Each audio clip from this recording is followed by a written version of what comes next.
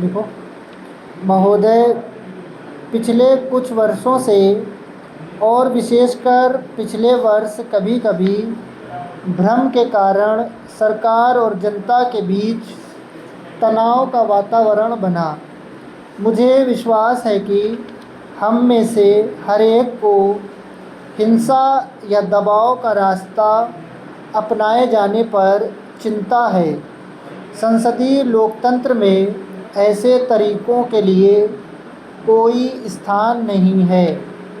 देश के शासन तथा निर्माण की जिम्मेदारी में सभी साझेदार हैं और कोई भी व्यक्ति या वर्ग इससे अलग नहीं रह सकता। मेरा यह प्रयास होगा कि देश के अधिक लोग विचार विमर्श और कामों में हिस्सा लें। हम प्रगति में सबको हिस्सेदार बनाना चाहते हैं। अल्पसंख्यकों, आदिम जातियों, हरिजनों, पहाड़ी इलाकों तथा दूसरे पिछड़े और अभावग्रस्त क्षेत्रों की ओर ध्यान देकर विशेष काम करने की आवश्यकता है। मैं इसके लिए वचनबद्ध हूँ। हमारी विशाल और विविध आबादी का कोई भी हिस्सा यह न समझे कि हम उन्हें भूल गए हैं। उनकी उपेक्षा से हम सबकी हानि होगी। बिहार, उत्तर प्रदेश तथा अन्य सूखाग्रस्त क्षेत्रों की जनता की ओर इस समय मेरा ध्यान है। चालू वर्ष में गल्ले की बहुत कमी रही। हमें बढ़ते हुए दामों के चक्र को नियंत्रण में लाना है और अधिक रोज़गार देना है। हम इन लक्ष्यों की प्राप्ति के लिए विशेष कार्यक्रम आरंभ करने जा रहे हैं। योजना में तो इनका विवरण होगा, परंतु इसका उत्तर 2 शब्दों में है: अधिक उत्पादन, खेतों में और कारखानों में। इसके लिए काम करना है। मैं तो परिश्रम और निरंतर काम का एक ही बदला जानती हूँ, वह है और अधिक काम। आर्थिक क्षेत्र में हमारा लक्ष्य है स्वदेशी और आर्थिक स्वराज्य, और हमें यह दिखा देना है कि हम अपने पांव पर खड़ा होने के लिए कर्म कर रहे हैं।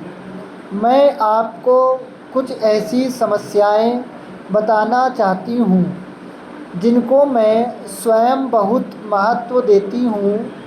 हमें अपनी सभी राष्ट्रीय भाषाओं का विकास करना है। हमें सस्ती पुस्तकें तथा उनके अनुवादों को लाखों की संख्या में छपवाने का इंतज़ाम करना है, ताकि वे ज्ञान और संस्कृति के अनगिनत पहिए बन जाएं और विज्ञान तथा तकनीकी की जानकारी करोड़ों लोगों तक पहुंचा सकें। इस समय हमें गल्ले की कमी का सामना करना पड़ रहा है, लेकिन पौष्टिक खाद्य की कमी की पुरानी और बुनियादी समस्या को भी हम नहीं भूल सकते। यह कमी हमारी जनता के स्वास्थ्य, शरीर और शक्ति पर बुरा प्रभाव डालती है। मैं यह ज़रूरी और संभव समझती हूँ कि संविधान के अनुच्छेद 47 के अंतर्गत जनता को अधिक पौष्टिक भोजन देने की जिम्मेदारी को हमें निभाना है। हमें बढ़ती हुई जनसंख्या को रोकना है। परिवार नियोजन तो केवल मानव शक्ति के नियोजन का एक पहलू है।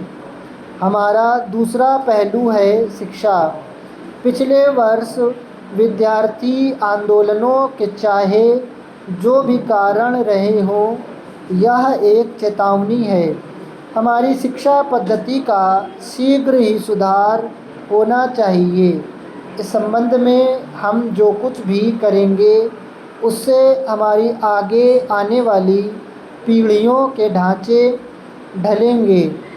जो कुछ हम करना चाहते हैं